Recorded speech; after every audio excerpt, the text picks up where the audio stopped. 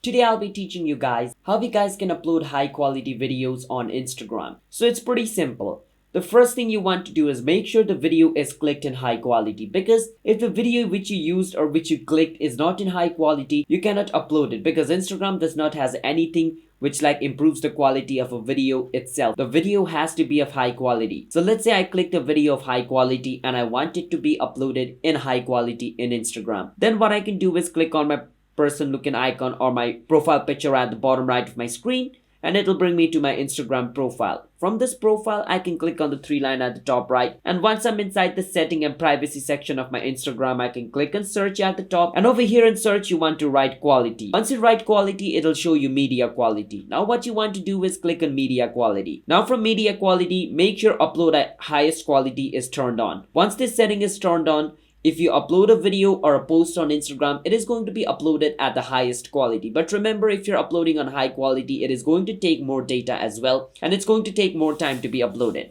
But that's how we guys can upload high quality video on Instagram, by turning that setting on. Hit the subscribe to our channel How to Guide. I'll see you guys next time on my next video. Until then, bye bye.